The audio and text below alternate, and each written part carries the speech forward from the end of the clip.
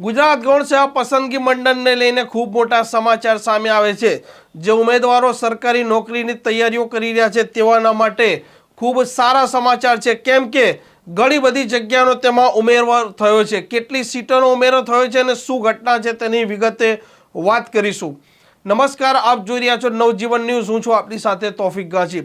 ગુજરાતના યુવાનો અથાગ મહેનત કરતા હોય છે, કેમ કે તેઓનું એક સપનું હોય છે કે ગ્રેજ્યુએટ થયા બાદ આપણે સરકારી નોકરી મેળવીએ અને પોતાનું ઘર પરિવારને સારું જીવન જીવાડી શકીએ અને પોતાનું કેરિયર પણ સેટ કરી શકીએ।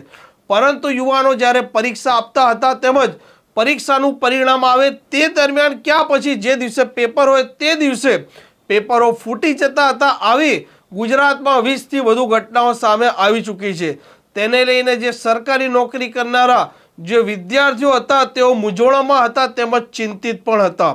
તેમાં ગુજરાત ગૌણ સેવા પસંદગી મંડળે થોડાક સમય પહેલા 4300 ભરતીની જાહેરાત કરી છે, જેમાં કુલ 22 પ્રકારની અલગ અલગ વિભાગોની જાહેરાત છે। તેમાં હાલ ખૂબ મોટા સમાચાર નવજીવન ન્યૂઝ પાસે આવ્યા છે, જેમાં આજે 4304 જે ભરતીની જગ્યા હતી તેમાં વધુ 898 સીટોનો ઉમેરો કરવામાં આવ્યો છે।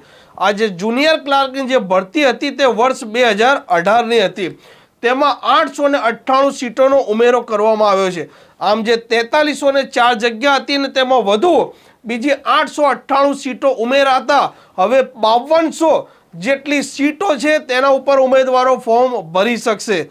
આમ જે ગુજરાત ગૌણ સેવા પસંદગી મંડળની આજે જાહેરાત છે તે જે ભરતીની તૈયારીઓ કરી રહ્યા છે તેઓના માટે ખૂબ સારા સમાચાર છે।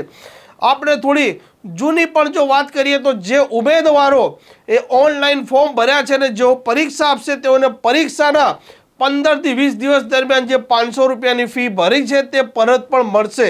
સાથે જે ઉમેદવારોએ અત્યારે ઓનલાઈન ફોર્મ ભર્યા છે તેઓએ આજે નવી સીટોનો ઉમેરો થતાં તેઓએ કોઈ પણ પ્રકારના બીજી વાર ફોર્મ ભરવાના થતા નથી।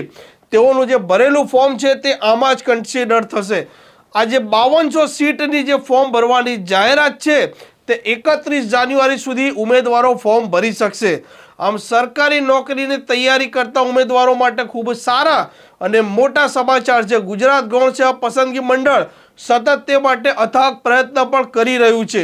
હવે જોઈએ આવનારા સમયમાં આજે પરીક્ષા જે લેવાની છે તેને લઈને સરકાર કેવી કાળજી રાખે છે, કેમ કે ભૂતકાળમાં પણ પેપરો ફૂટવાની પણ ઘટના બની છે। સાથે આ વખતે ગૌણ સેવા પસંદગી મંડળે એક નવતર પ્રયોગ કર્યો છે, જેમાં તેઓ ઓનલાઈન પરીક્ષા જ રાખી છે, પરંતુ તેની પારદર્શિતા કેટલી છે તે તો સમય બતાવશે, કેમ કે જે પ્રાઇવેટ એજન્સીને તેઓ કામ સોંપવાના છે, ઓનલાઈન કામ થતા હોય છે, તેમાં પણ ખોટું કામ થઈ શકે તેવી પણ એક શક્યતા નકારી શકાતી નથી। હવે જોઈએ આવનારા સમયમાં ગુજરાત ગૌણ સેવા પસંદગી મંડળ આ જે ભરતી છે કેટલી પારદર્શિતા સાથે પાર પાડે છે। આ પ્રકારના સમાચાર જો આપને પસંદ આવતા હોય તો નવજીવન ન્યૂઝની આ ચેનલને સબસ્ક્રાઇબ અને શેર કરવાનું ભૂલતા નહીં।